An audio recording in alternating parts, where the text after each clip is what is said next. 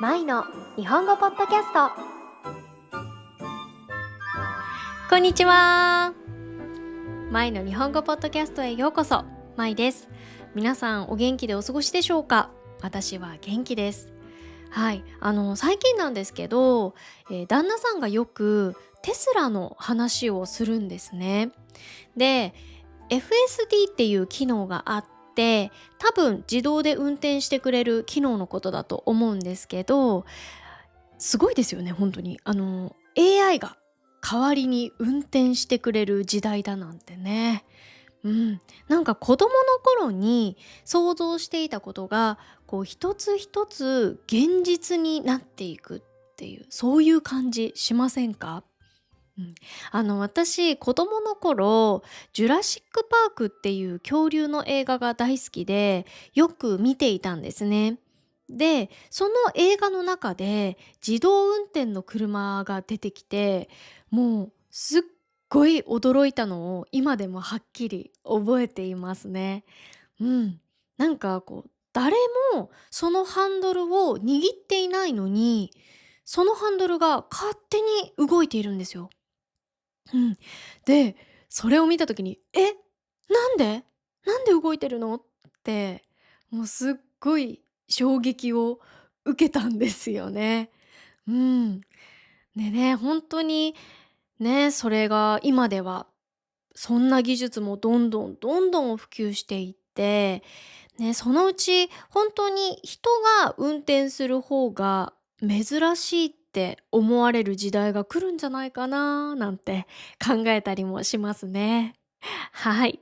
ということで今日はですね、運転免許についてお話ししてみようと思います。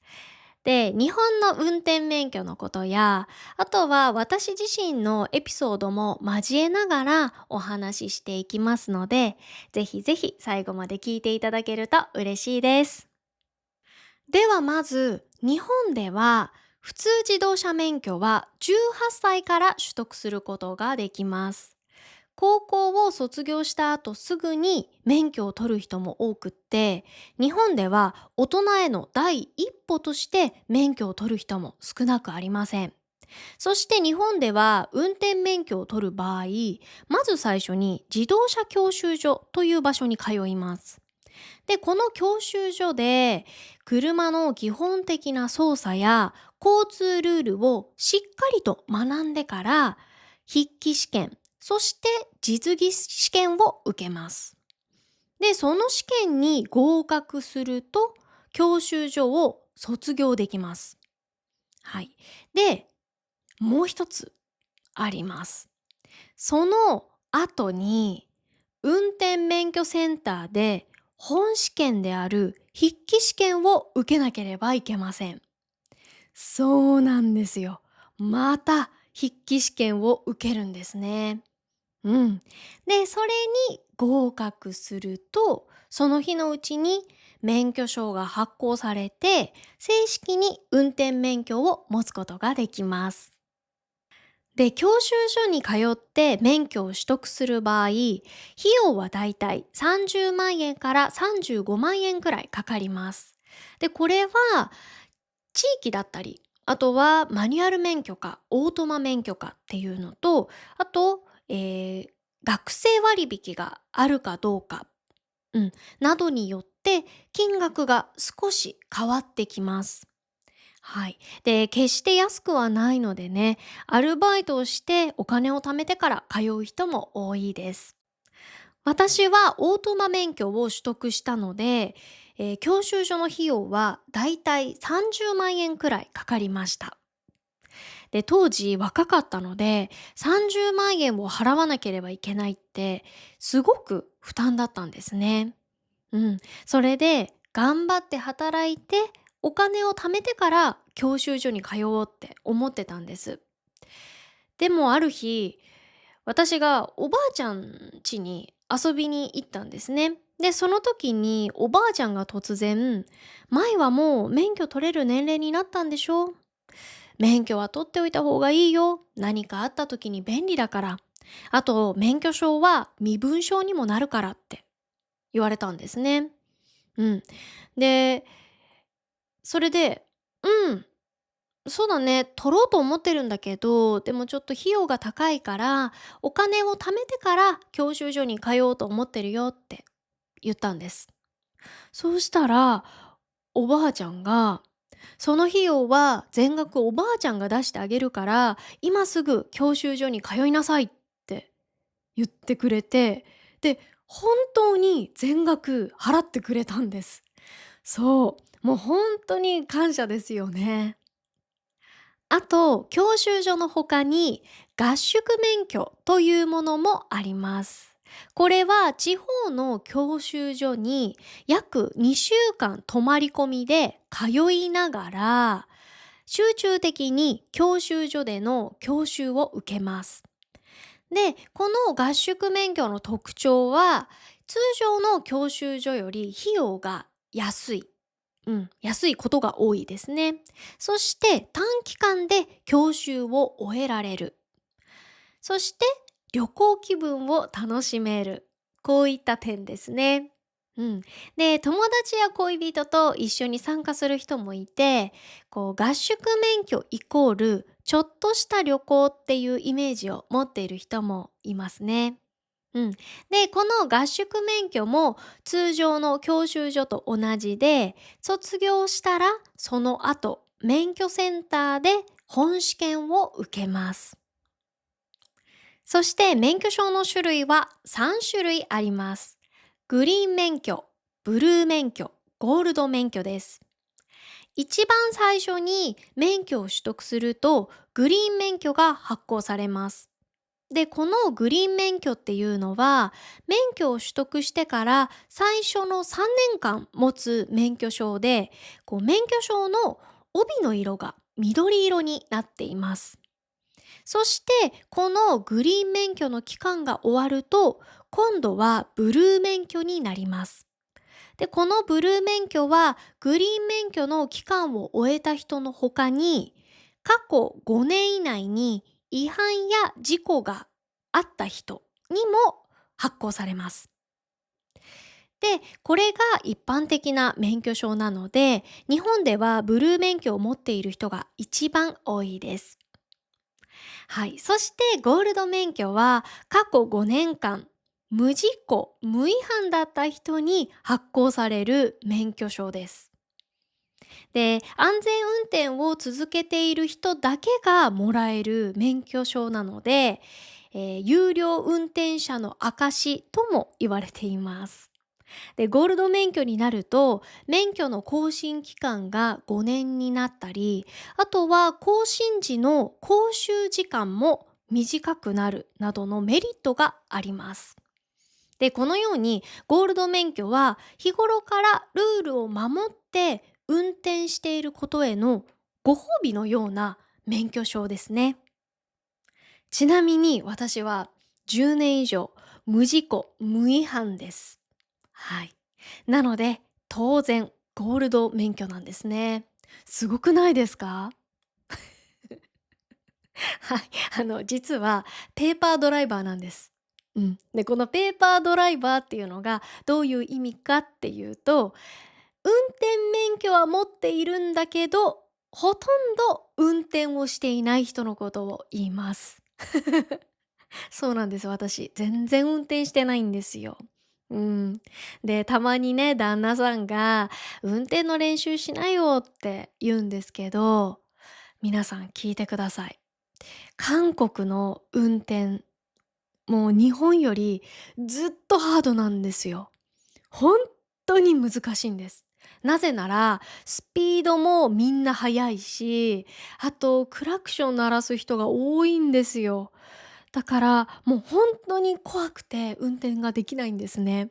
うん。なので本当に自信がありません。うん。で、旦那さんは、お酒をね、飲む人で、私はお酒を飲まないんですよ。なので、正直、私と一緒にどこか飲みに行ったら、多分、帰りは運転してほしいなっていう気持ちがね、あるのかなと思います。そう。でも本当に私は、韓国での運転はもう絶対に無理です。できないです。はい。でもね、いつか日本では運転をしてみようかなって思っていますね。ちなみに日本はハンドルの位置が右です。で、韓国はハンドルの位置が日本と逆なんですね。なので、最初、韓国に住み始めた時、旦那さんの車に乗る時、いっつも間違えて運転席のドアを開けちゃってましたね。そう。なので、日本は右、そして韓国は左。うん、アメリカも左ですよね。はい。じゃあ、なんで日本は右ハンドルなんだろうって思いますよね。理由は、日本が基本的に左側通行だからです。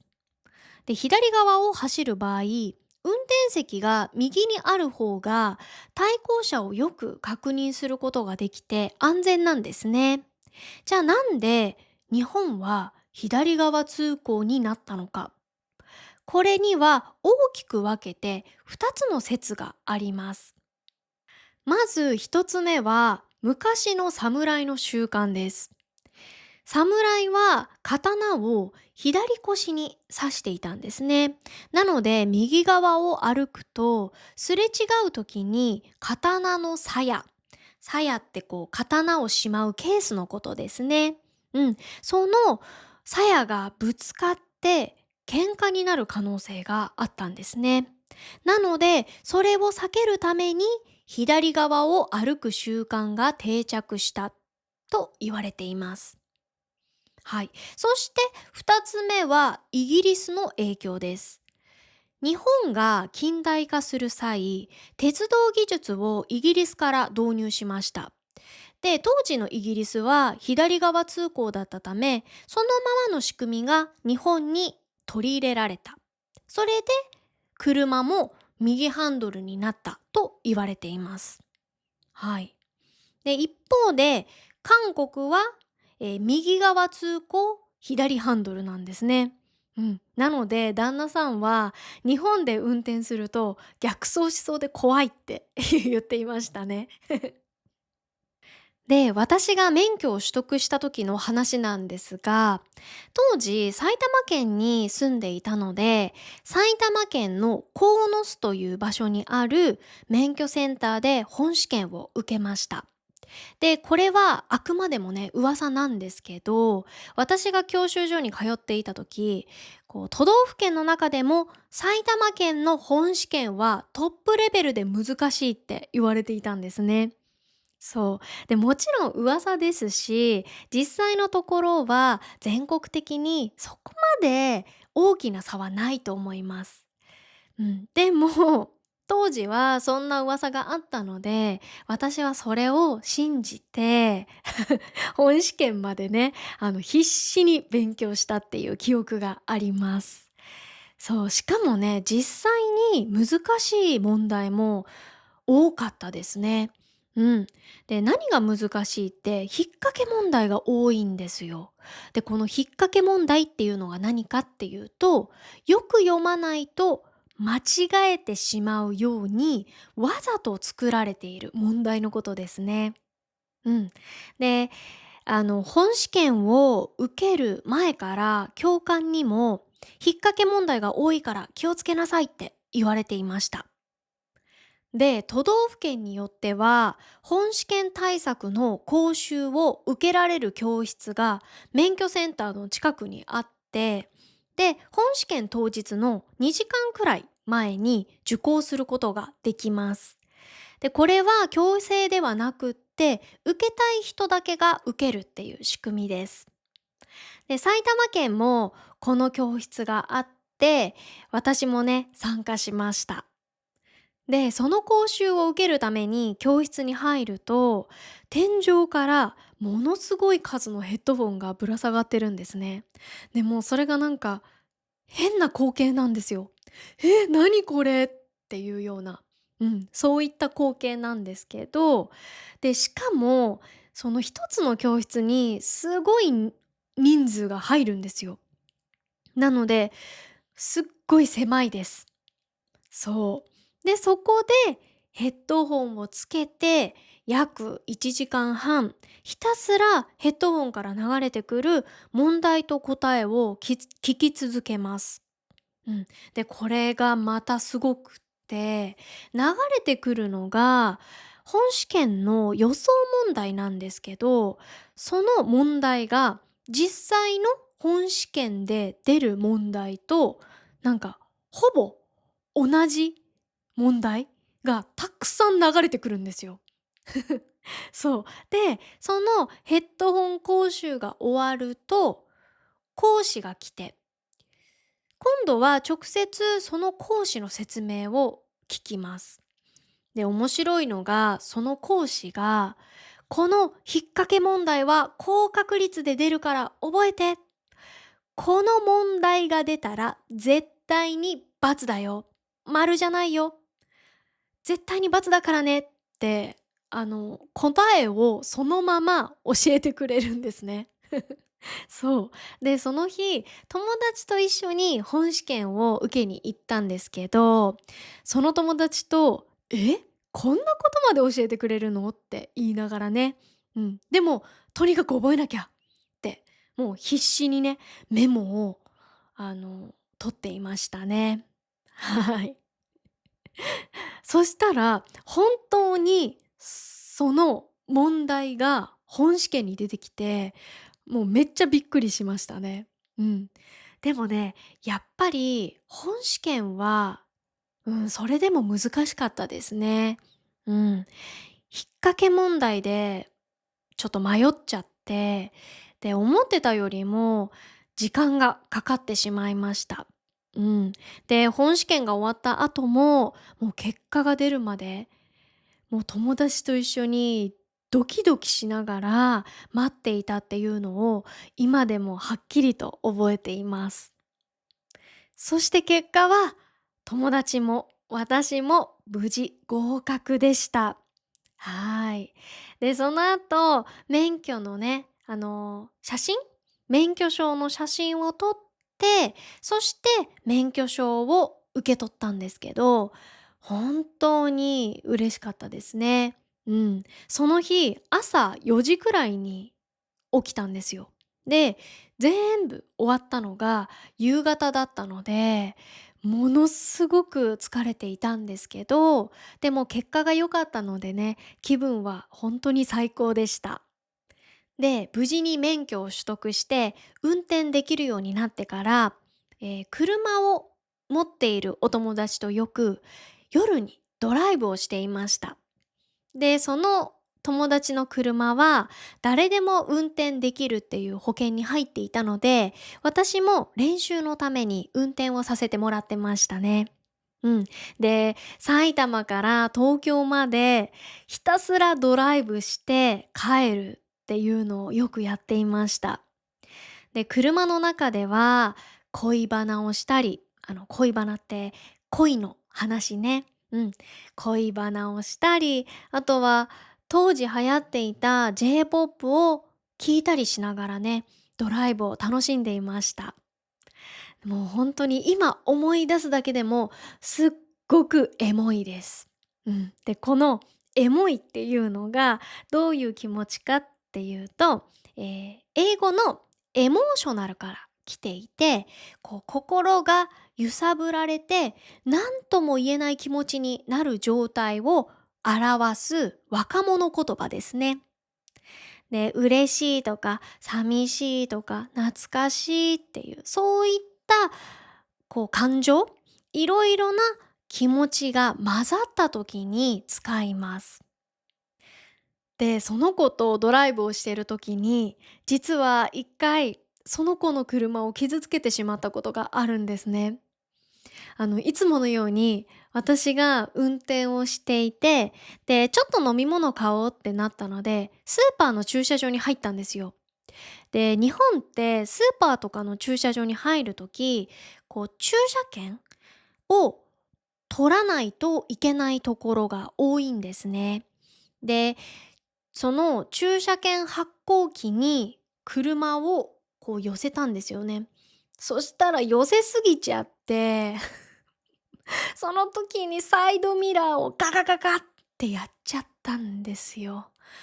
もう、で、駐車券発行機は全く傷ついてなくて大丈夫だったんですけど、その友達の車のサイドミラーは、もうちょっと色が剥げちゃってて、うわ、終わったわと思って、で、「ほんとにごめん」って、もうすっごい友達に謝ったんですね。そしたら、その友達が、「ああ、全然大丈夫大丈夫。もうマジックで塗れば全然目立たないよ」って言って、で、本当にスーパーでマジックまで買ったんですよ。うん。で、この日本にはね、マッキーっていう有名な油性マジック、油性ペンがあるんですけど、車が黒だったんですよ。なので、その黒のマッキーを買って、で、本当にその場で塗ってましたね、友達が。でもそれがめっちゃ面白くって、本当に笑ってたんですけど、本当に全然目立たなくなったんですよ。だから、もうそれを見てさらに笑いましたね。もう本当に今思い出しても、本当笑えるエピソードですね。うん。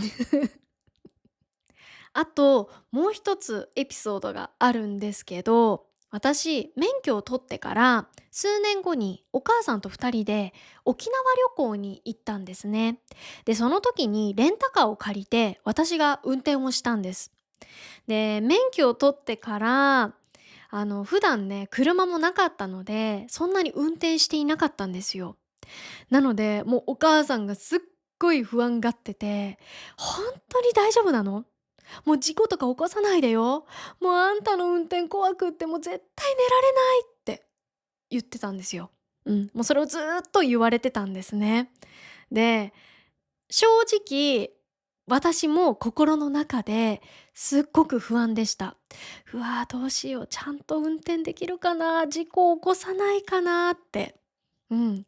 でも、実際に運転してみたら、沖縄の人って、スピードを出す人がそんなにいなくって、で、全体的に車の流れがゆっくりしていたんですね。うん。なので、初心者の私にとっては、とても運転しやすかったです。そして、道も広いところが多いので、これもまたね、良かったですね。うん。で、母も、思ってたより私の運転が問題なくって安心したのか、もうあれだけ寝ないって言ってたのに、助手席でずーっと寝ていましたね。はい。でも本当に無事にね、事故も起こさず、そして沖縄も満喫できて、本当に楽しい沖縄旅行でした。こんな感じで、沖縄では本当にのんびり運転ができて、初心者の私でも全然怖くなかったんですよね。うん。で、その時に改めて思ったのが、日本って道路がごちゃごちゃしていないっていうか、こう車が止まっていて邪魔になるっていうこともあんまりなかったんですよね。そう。で、日本語レッスンの生徒さんからもよく聞かれるんですけど、日本ってどうして路上に違法駐車がほとんどないんですかっていう、こういった質問をよくされます。で、この理由は大きく3つあります。まず1つ目は、ものすごく厳しい駐車取り締まりですね。はい。で、日本は取り締まりがとっても早いんですよ。なので、少しの間、少しの時間止めただけでも、すぐに違反切符を切られちゃいます。で、違反切符を切られると罰金を払わなきゃいけないんですけど、その罰金も1万円から2万円くらいで結構高いんですよ。うん。なので、一度でも切符を切られてしまったら、もう二度とやらないって思う人が多いんですね。二つ目は、車を買う前に駐車場が必要なことです。はい、日本には車庫証明という制度があって、車を受け取る前にこの車を止める場所がありますっていう証明書を出さなければいけないんですね。だから駐車場がなければ車を受け取ることができないんです。3つ目は迷惑をかけることを嫌う社会的な意識です。はい、違法駐車っていうのは他人に迷惑をかける行為っていう認識がとっても強いんですね。で、同じ理由で日本ではクラクションもほとんど鳴らしません。本当に危険な時だけ使う非常用の合図っていう感覚ですね。なので前の車が少し遅かったとしてもクラクションは鳴らさずに静かに待つ人が多いです。はい。で、感謝の気持ちは音ではなくてハザードランプを点滅させて相手に伝えます。はい。だから日本の道路っていうのは、違法駐車が少なくってとっても静かなんですね。はい、今日はですね、運転免許についてお話をしました。いかがだったでしょうか？皆さんは普段運転しますか？あと、運転免許を取ってどのくらい経ちましたか？まだ免許を取ったばっかりですっごく不安っていう方もいれば、とても運転に慣れている方もいると思います。あとはね、この前の日本語ポッドキャストを聞きながら運転している方もいますよね。いつもありがとうございます。はい。でもね、やっぱり何よりも大切なのは、みんなで安全運転を心がけるっていうことですよね。はい。では、本日も最後まで聞いてくださってどうもありがとうございました。また次のポッドキャストでお会いしましょう。それでは今日も気をつけていってらっしゃい。